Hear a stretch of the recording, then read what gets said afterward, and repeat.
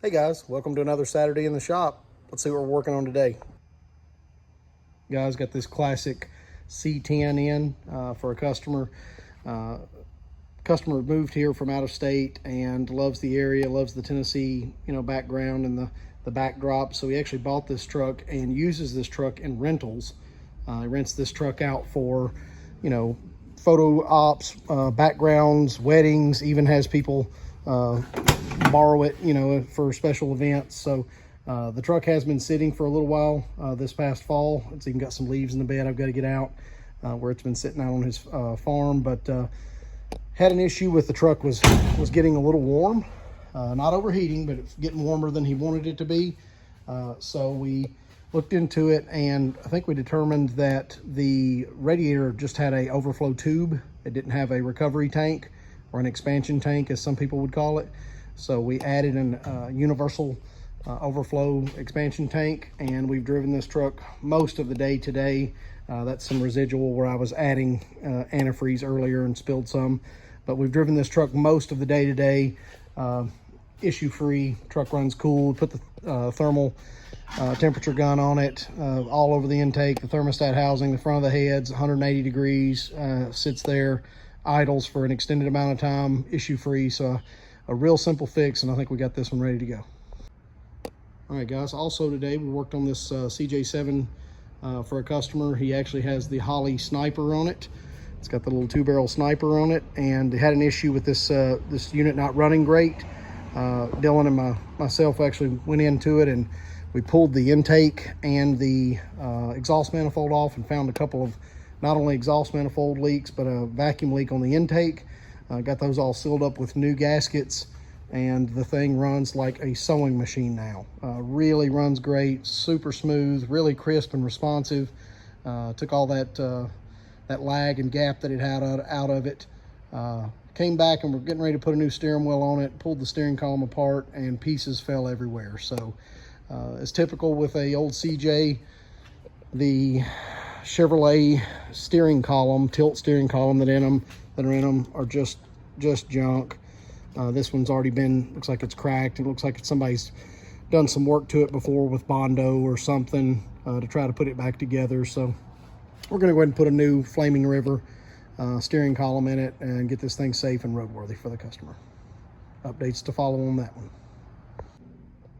All right guys, back on the 454/502 SS truck, doing some fuel system upgrades today. So let's take a look. All right guys, quick update on the 454/502 big block Chevy 1991 OBS truck that I'm building for a customer. This morning we pulled the bed off, as you can see, and good news, no structural findings or any damage underneath, that was hiding. Looks like this is a good all original truck. While we had the bed off, we went ahead and cleaned and shot a little fog of paint on the frame, just to some of those spots you can't get to once the bed goes back on. As part of the build, went ahead and installed a Holley Sniper EFI in-tank fuel pump. It's a great setup from Holley. This particular one has a out and a vent. This is an internally regulated fuel pump. So what I did with the original is I pulled this system out and left the fuel sender in there. So it's still going to have a fuel gauge, but the internal fuel pump is gone. All of the internal plumbing is gone. And on the external pipes, I literally just looped them to each other, put that unit back in, got it all plugged up and grounded. So when we turn the key on, when we finally go live, the gas gauge will work. The tank is currently empty. I got everything out of it in preparation for drilling for the hole for the new Holley fuel pump. So that's where we're at on that. Before we put the bed back on, we're going to clean the back of the cab really good. I think the truck's going to go to a body shop after this, but we need to get some of that old dirt and kind of corrosive material that's been on there for years, just kind of build up, as well as the front of the bed. The front of the bed's not that bad, but the back of the cab, I guess from that vacuum from being driven, kind of sucks it up there, and it's just old road grit and dirt. So we're going to clean all that off and everything before we set it back on.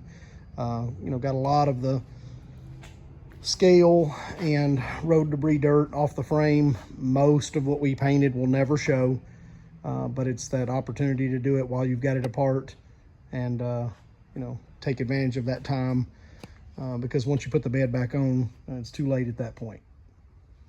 One more thing, I did retain the factory vent line from the original fuel sending unit, so the tank will be vented through the factory vent line as well as through the new fuel pump. So the tank will be vented well, shouldn't be any issues with that. And that, like I said, that fuel pump is internally regulated and predetermined on a fuel pressure for the Sniper unit. Guys, this truck's slowly coming together. I think I talked about in the last video, we did get the headers in. Went ahead and pre-fit those, had to do some relieving and denting in a few places to clear steering column and frame and A-arms, but I've got those back off now. I'm gonna go ahead and give them a fresh coat of high temperature header paint before I leave for the day. Let those cure over the weekend, and those will go back on for a final install. Guys, now that we have the headers, like we talked, once I put those back on for the final install, we'll be able to wire up the starter. We'll be able to permanently install the dipstick tube. We'll be able to run transmission lines coming up this side of the frame. Actually, excuse me, on the other side of the frame. And the new fuel lines coming up on this side of the frame, running up and feeding the Sniper unit, which is, the Sniper 2 is actually sitting on there. It's actually a Sniper, I apologize, the original Sniper unit. It's sitting on there, but it's not plumbed yet. So what we'll do is we'll come up the firewall, sneak around, go into the feed, and then the return will be capped off on this unit because it is a non-return, internally regulated Holley in-tank fuel pump. Hey guys, I appreciate you tuning in today. It's a shorter video. Some of the stuff that we worked on today, you know, drilling a hole in a fuel tank for a fuel pump isn't that exciting or entertaining to watch, so we just kind of kept it short.